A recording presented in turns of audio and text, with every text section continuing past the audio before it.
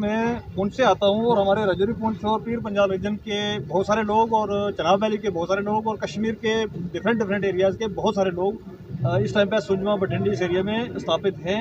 5-5 मरले 10-10 मरले ज़मीनें लेके मकान बनाए हैं उन्होंने। पहले तो इन लोगों का शुक्रिया जिन्होंने उनको उस टाइम पे उस सख्ती का टाइम पे बसने दिया यहाँ पर लोगों को, क्योंकि वो एक दौर था। हमने अपने घर जो है वो मिलिटेंसी में जलवा दिए हुए हैं, कुछ उड़ गए हुए हैं, कुछ इस तरीके से हो गया हुआ है। और आपके साथ से मैं यहाँ से कहना चाहूँगा कि जम्मू कश्मीर के एडमिनिस्ट्रेशन को, हमारी हिंदुस्तान की गवर्नमेंट को, कि सबसे अगर कोई बड़ा हिंदुस्तानी है तो वो ये लोग हैं जो माइग्रेट करके इन्होंने मिलिटेंसी को रिजेक्ट किया, इन्होंने सारी चीज़ों को रिजेक्ट करके हिंदुस्तान का झंडा उठा के आगे जम्मू में बैठे थे।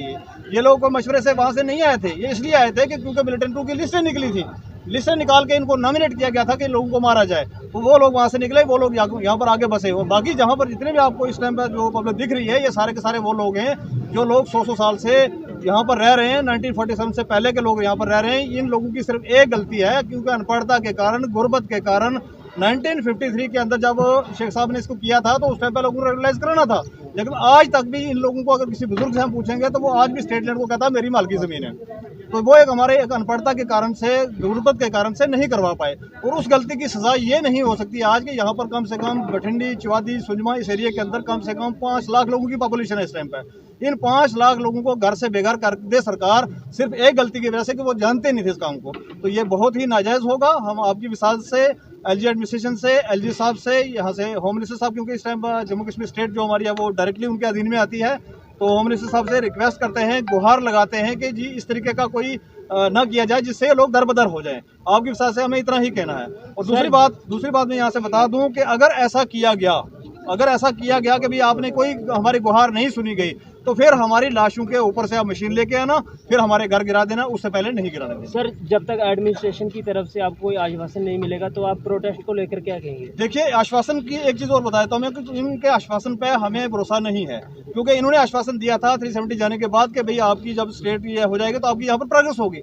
तो प्रोग्रेस क्या हो रही है? हमारे बच्चे इस टाइम पे बेरोजगार घूम रहे हैं, जो मुलाजमीन हैं वो 40 से ज़्यादा डिपार्टमेंट स्ट्राइक में बैठे हुए हैं। उनका क्या हशर हो रहा है आप डेली रोजाना देख रहे हैं, मीडिया पर्सन जितने भी कवर करते हैं उनको जाके।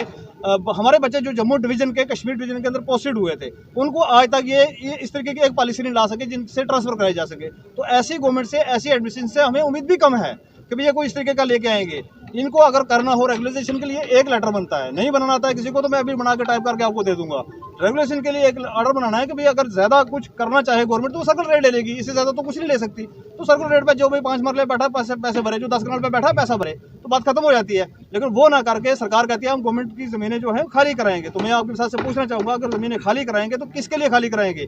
ये वो पक्के हिंदुस्तानी लोग हैं जो रजौरी पुंछ से आए हैं, ये वो पक्के लोग हैं जो चनाब वैली से आए हैं, ये वो पक्के लोग हैं जो कश्मीर से भाग के मिलिटेंसी को रिजेक्ट करके यहाँ पर आए हैं, और ये वो पक्के लोग हैं जिन्होंने 47 के अंदर अपने परिवार को, अपने बहुत सारे लोगों को खोया है और यहाँ पर आगे बैठे हैं। इनसे बड़ा हिंदुस्तानी तो मेरे को कोई नजर नहीं आता है कि जिसको आप लाके यहाँ इन जमीनों में बैठाएंगे और इनको यहाँ से खदेड़ के कहाँ भेजेंगे, वो जरा सरकार हमें बता। सरकार लोगों की है, सरकार हमारी है, हम सरकार के हैं, इसलिए सरकार को चाहिए ऐसे फैसले नहीं लेने चाहिए जिससे लोगों को नुकसान हो। सरकार को हमेशा चाहिए लोगों को राहत देने के लिए, लोगों के उनको फैसिलिटी होनी चाहिए सरकार की तरफ से।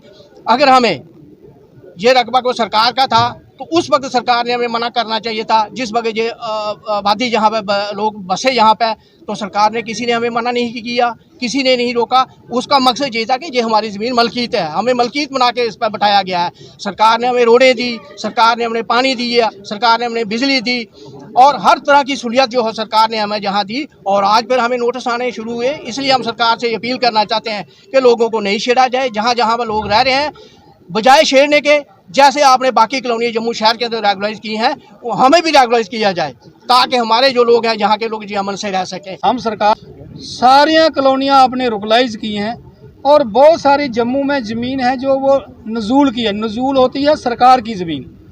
नजूल उसको इसलिए कहा जाता है, हमारे आम लोगों को पता नहीं है। नजूल इसलिए उसको कहा जाता है कि वो म्यूनसिपलिटी हदूद के अंदर होती है, इसलिए उसको वो नजूल में आ जाती है।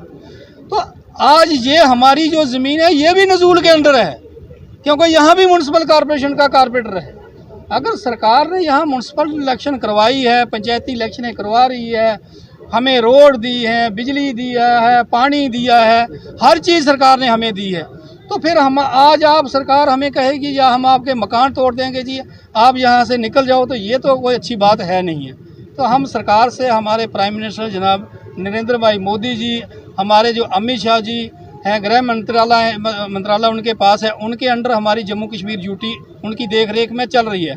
हम उनसे ये गुजारिश करते हैं कि हमें भी रुगलाइज किया जाए। मैंने कल वहाँ 2 टोक में बात की है कि जो सरकार इस टाइम हमारा हाथ पकड़ेगी, हम लोग भी उस सरकार का हाथ पकड़ने के लिए तैयार हैं। ये क्लियर बात करी है हमने।